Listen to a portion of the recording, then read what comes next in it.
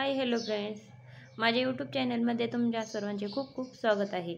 मी आज हुलग्याच्या पिठापासून शिंगोळे बनवणार आहे। त्याच्यासाठी हे हुलगे अर्धा किलो घेतले होते आणि ते गिरणीमध्ये मी बारीक करून घेतलेले आहेत। आणि थोडीशी कोथिंबीर, लसूण, हिरव्या मिरच्या आणि जिरी हे मी वाटण्यासाठी मिक्सरमध्ये टाकणार आहे। हे सर्व बारीक करून घ्यायचे।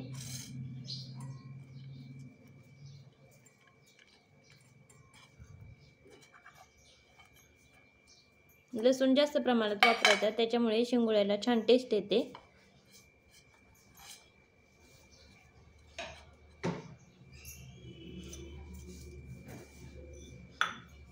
जिरी, लसूण आणि कोथिंबीर मी आधी वाटून घेणार आहे आणि त्याच्यानंतर हिरव्या मिरच्या सुद्धा त्याच्यामध्ये टाकून हिरव्या मिरच्या वाटून घेणार आहे।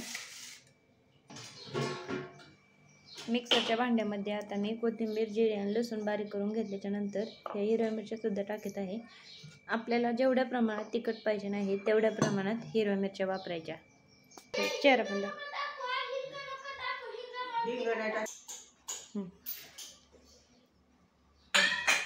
हां, हे हुलग्याचं पीठ आहे, सगळं करून घेतलेलं आहे। मिरची, लसूण, जिरे बारीक करून घेतलेलं आहे, कोथिंबीर आणि आता त्याच्यात चवीपुरतं मीठ टाकायचं आहे। चवीपुरतं मीठ आपल्याला जिरे पण त्यात टाकायचे आणि आपल्याला कणकेसारखं निब्बर मळून घ्यायचं। ते आपण कणिक मळतो तशी, कारण ती असं वळावं लागतं, लंपळ करावं लागतं ते। आम्ही दोघी जणी मिळून आता हे शिंगोळ्या बनवणार आहोत आणि त्याच्यासाठी पाणी सुद्धा गरम करण्यासाठी ठेवलेलं आहोत। हे शिंगोळे आहेत। आम्ही दोघी जणी आता जुन्या पद्धतीने या शिंगोळे रेसिपी बनवणार आहोत। शिंगोळ्या बनवण्यासाठी मी गॅसवर कुकर ठेवलेला आहे आणि कुकरमध्ये तेल टाकलेलं आहे आणि तेलामध्ये जिरी टाकायची। तेल चांगलं तापल्याच्या नंतर जिरी तडतडली की त्याच्यामध्ये पाणी ओतायचं। मी हे पाणी गरम करून घेतलेलं आहे, त्याच्यामध्ये उकळूनच घेतलेलं आहे आणि आता मी ते कुकरमध्ये ओतलेलं आहे। या पाण्यामध्ये मी थोडीशी कोथिंबीर टाकणार आहे आणि या पिठावर पण थोडी कोथिंबीर टाकून घेतलेली आहे आणि पाण्यामध्ये सुद्धा टेस्ट येण्यासाठी मीठ टाकायचं। आपल्याला जेवढं अंदाजे वाटेल तेवढ्या प्रमाणात मी अर्धा चमचा टाकलेला आहे। शिंगोळे करायचे।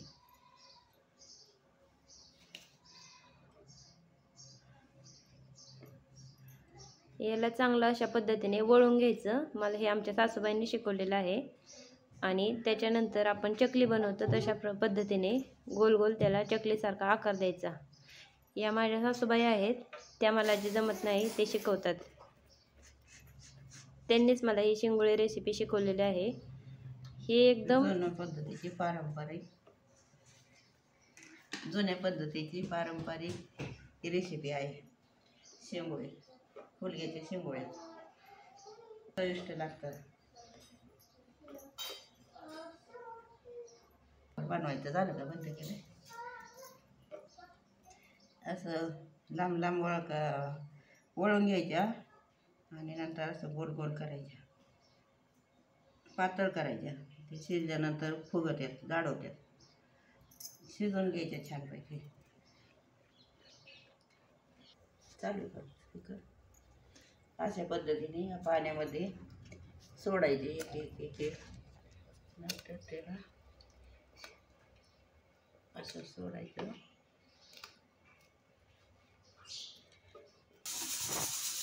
अशा पद्धतीने छान अशा या शिंगोळ्या तयार झालेल्या आहेत आणि मी कुकरमध्ये शिजण्यासाठी टाकणार आहे।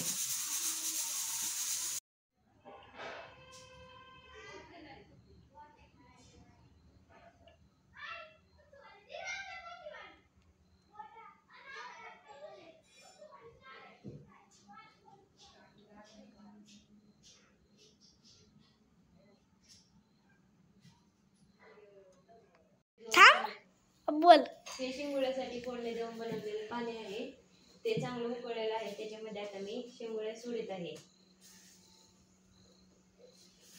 या शेंगुळ्या एकदम छान अशा आता शिजून घ्यायच्या. त्याला झाकण ठेवायचं आणि 10 ते 15 मिनिटं शिजून घ्यायचं. या पूर्ण शेंगुळ्या ह्याच्यामध्ये पाण्यामध्ये मी टाकलेल्या आहेत. तुम्हाला आमच्या शेंगुळ्याचा व्हिडिओ कसा वाटत आहे हे कमेंट करून सांगा. आणि तुम्हाला जर माझा हा व्हिडिओ आवडला असेल तर लाईक करा, शेअर करा आणि कमेंट करा. अशा पद्धतीने या शेंगुळ्या शिजल्यानंतर बनतात. बघू शकता तुम्ही.